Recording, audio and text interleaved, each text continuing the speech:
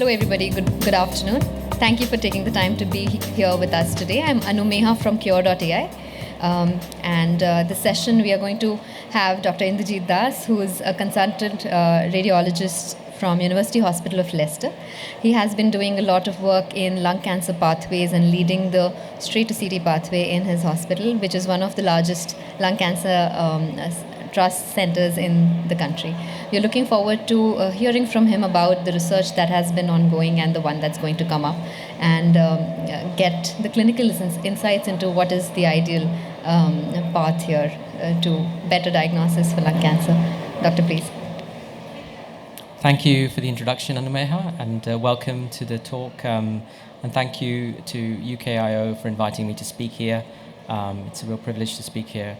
So I'm going to be talking about the role that AI can potentially play, or determining the role of artificial intelligence in lung cancer pathways.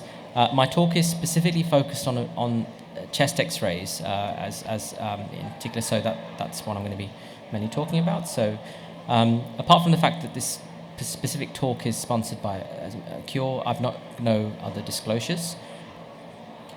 So lung cancer is quite a big deal. It's the leading cause of cancer mortality in the UK and the third most common cause of cancer in the UK. Around 47,000 people in the UK are diagnosed with lung cancer each year. And what's incredible is that more than a third of those patients are diagnosed after presenting as an emergency, which, if you think about that, the first time you have a diagnosis of cancer is when you come in as an emergency admission to A&E. It's quite frightening, actually, when you think about it. And many of the patients that present as an emergency actually are at late stage, what we call stage 3 or 4, and that's almost 9 in 10 patients. And a lot of these patients, at some point in their pathway, be it incidentally or suspected, have a chest X-ray at some point in their diagnostic pathway. And the reason for why many patients present late with lung cancer is that clinical diagnosis is difficult and often challenging, and primary care physicians have great difficulty knowing sometimes, because many patients don't present with the typical red flags, and they may have quite esoteric symptoms such as a chronic cough, and so sometimes it can be quite difficult. But what we do know is that the best proven intervention shows improved outcome is early diagnosis. And in fact, emergency presentations are so poor that we did a study in our own hospital, and we found that patients who presented as an emergency were 5 times more likely to die within a year than those referred through primary care. In order to try and overcome the challenges faced with lung cancer mortality and lung cancer care, the National Optimal Lung Cancer Pathway was drafted by a team of leaders in lung cancer around the country. This was in about 2017, 2018. And this was essentially to try and radicalize the diagnosis and treatment of lung cancer so that it happened at a much earlier stage, when the cancer is at an earlier stage as well. Now, currently the pathway is such, or at least before the optimal lung cancer pathway was developed, the pathway was such that there was a 62-day target between time to diagnosis and time to treatment. And since the optimal lung cancer pathway has come along, there's been a kind of paradigm shift. Now there's an expectation that any chest X-ray with suspected lung cancer, be that routine or urgent, notice the wording, routine or urgent, should be reported ideally within 24 hours, but even if possible before the patient leaves the department. And a CT be performed and reported within 72 hours of the actual X-ray being done. Now this is a paradigm shift compared to what we're used to as radiologists. It's very, very fast.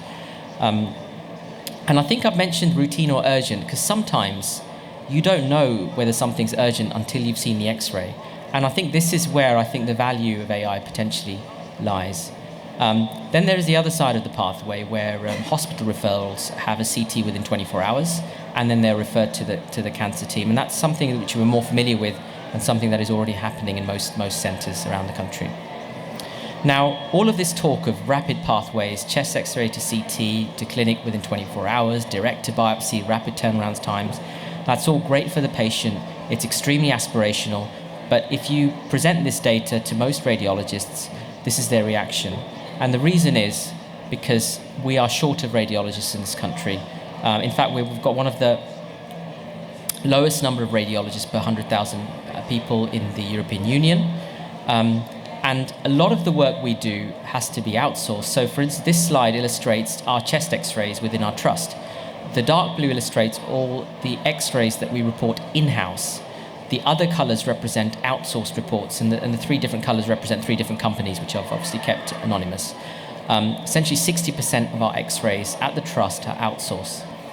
Now, ideally, you want to keep the abnormal x-rays in-house because you want to identify them early, manage them early, you know your pathways, you know your clinicians. And so if we were to pick a group which we'd like to outsource, we'd ideally want to outsource the ones which are highly likely to be normal to prevent any kind of delays in care.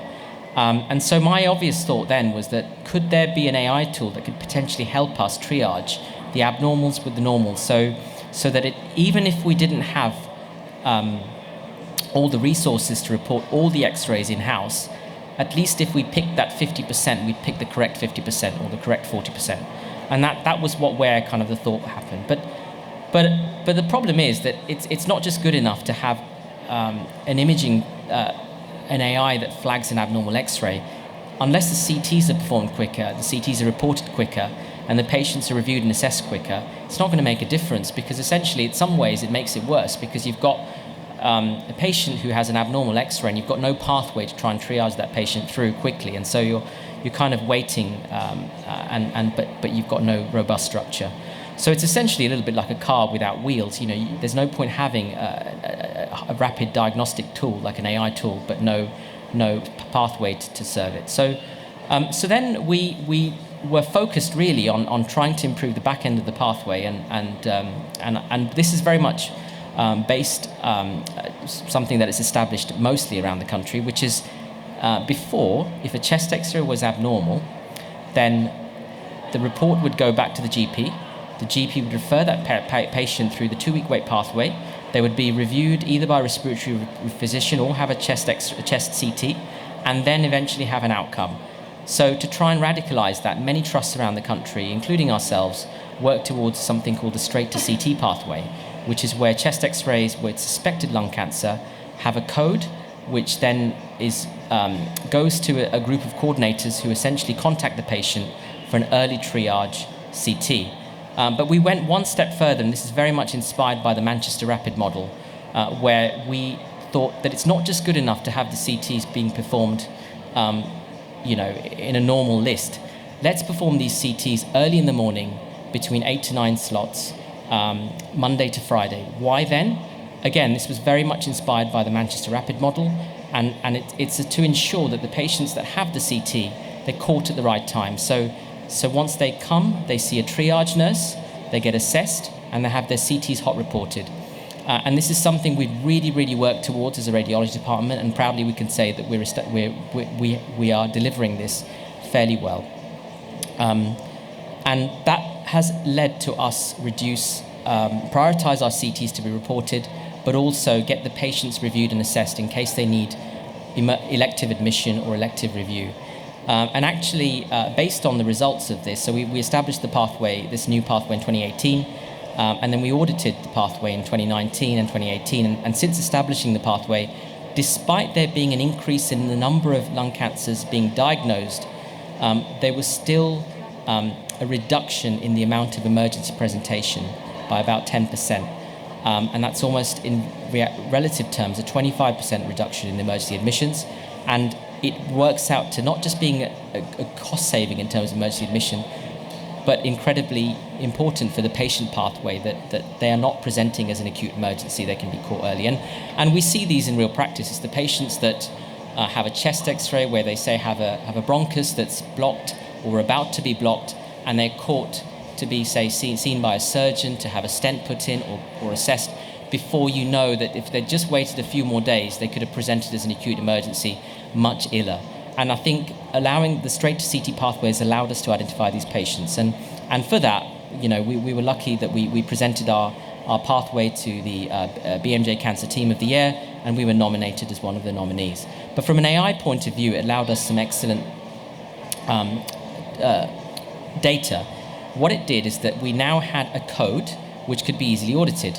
We now had CTs that were done within a few days of the chest X-ray that could potentially ground truth validate an AI software. We also had very clear metrics: time to report, time to diagnosis, time to scan.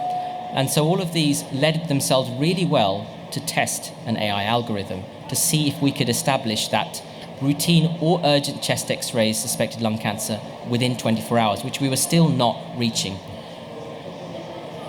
So the next thing we did is we created a validation set. So we basically picked 2 weeks of consecutive GP X-rays, which were referred through that pathway for an urgent CT. That's the code that we applied, the GP CTFU code, to see whether or not if we'd used an AI to rely on to report the cancers first, would we have saved time to report? And we worked with another commercial vendor on that. We got some excellent results, which we presented at the British Thoracic Oncology Group meeting just before the pandemic started at the early part of 2020. But we felt we needed further work because we only this was a small outcome study, just looking at the abnormal ones we coded. We didn't have time to look through everything. And we felt that it needed more work to be able to really gain trust in this software. So then COVID struck, and then there was a bit of a hiatus for a while. But after that, we felt that to really take this to the next level, I felt that we really needed a real-world prospective validation trial where we had ideally a randomization arm, and I thought maybe an academic partner, so there's no kind of commercial bias, but then and a team of researchers to work with. So we had clearly defined measurable outcomes that were difficult to argue against in terms of improvement. And we actually met Qure. So I met them through RSNA and then Hardian, who are an independent company. And we realized that they were a commercial company with a growing reputation. But the important thing is they were willing to participate in a research study, even though they're a commercial company. They were willing to participate in an externally funded or an NHS England or SBRI funded study, because there's always a risk that a company it may not show anything outcome. And so that was something that was really good. And they'd already made contact with some important national lung cancer leagues and stakeholders. So for us, it was an easy decision to partner with them. And the footprint of Qure is very admirable. That they've got lots of validation studies across several countries and several products. And the QXR product in particular has been very well touted from what I've read and heard. And also it provides a comprehensive solution. It's not just cancer, but it can provide a range and a list of different diagnoses to try and triage and diagnose X-rays with a high degree of accuracy.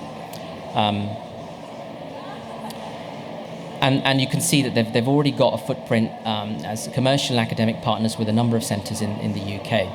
And so we did the same study and we did a validation of Qure's product with the same 2 weeks that we'd used previously. But this time we decided to look at everything. So we essentially divided every single X-ray into normal and abnormal. And we had set definitions for what we defined by normal and abnormal. And that could include a rib fracture, or include a pneumothorax, or could include a bit of atelectasis.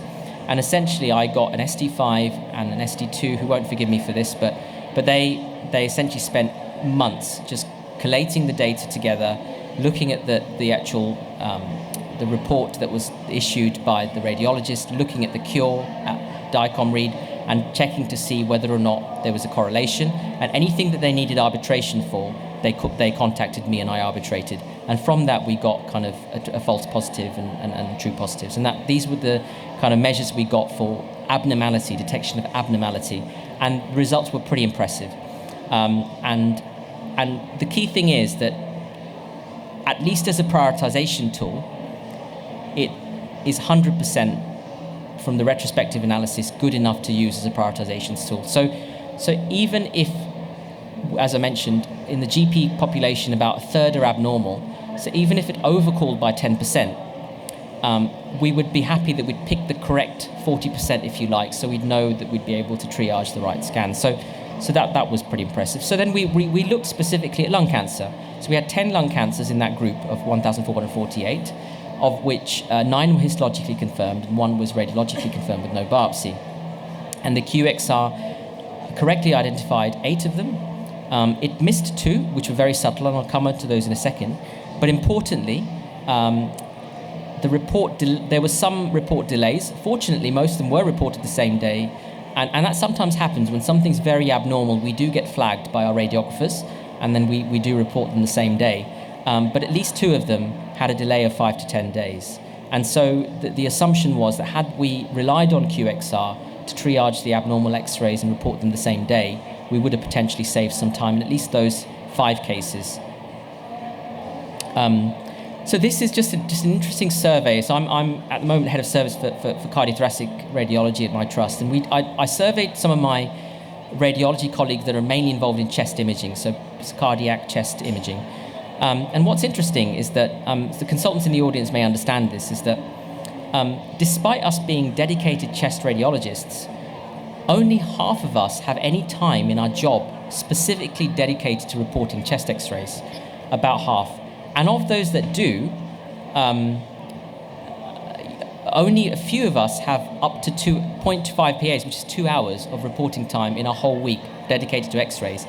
So actually, even though we are meant to be specialists in the field, because cross-sectional work, MDTs, imaging, acute hub, biopsies, everything takes up so much of our time. In practice, a lot of the reports we do are mainly checking registrar's work, and that's what I mainly do when I check my X-rays. So I felt that there was a kind of an opportunity here that when I have that 1 hour or 2 hours, whatever, I sometimes am affected by what to look at. Do I look at the GP X-rays? Do I look at, the CDU ones, the A&E ones?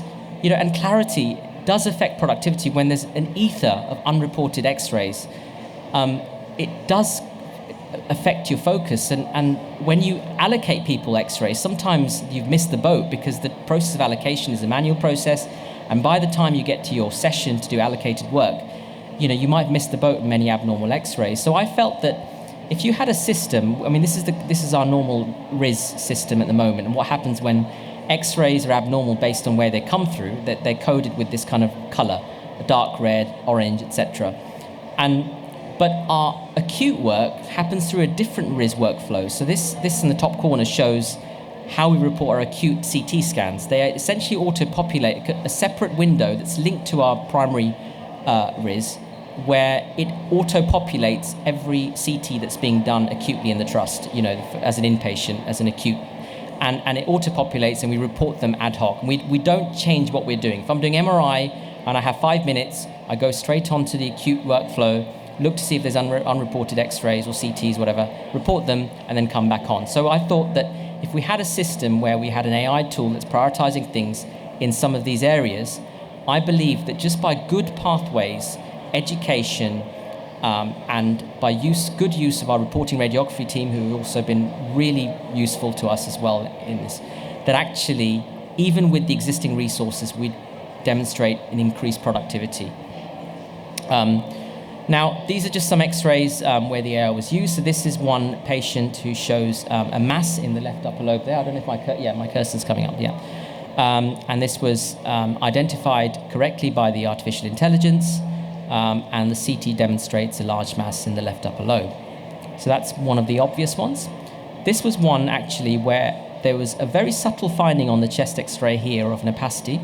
And the interesting thing is that it's very subtle, but the history guided the radiologist into thinking something might be wrong because they were a smoker, that's an hemoptysis, and then there was nothing corresponding in that area on the previous CT. So that was flagged for a CT. This was not identified by the AI tool. The AI tool identified another kind of abnormality here that we think might be a skin fold or some kind of artifact, but didn't identify the abnormality in the corner. Went on to have a CT and a PET scan, which showed a small tumor that was treated with radiotherapy. This was another one, a subtle finding, and behind the ribs are always very difficult areas because you have osteoarthritis, the costochondral joints, and that sometimes always obscures the abnormality. So here we see one just tucked behind the rib here, again, very well identified by the reporting radiographer or radiologist at the time. And this was because he identified it primarily because it wasn't there before. And again, comparison is really important when you report. And so that was identified. The AI identified a number of other abnormalities, which included some false positives of pneumothorax there as well, and some minor atelectasis, but not the abnormality in question. And CT demonstrated this to be a primary lung tumor as well. This was another one where there was a mass at the right hilum, which was correctly identified by the AI, and that was corresponding CT demonstrating what turned out to be an adenocarcinoma in the lung.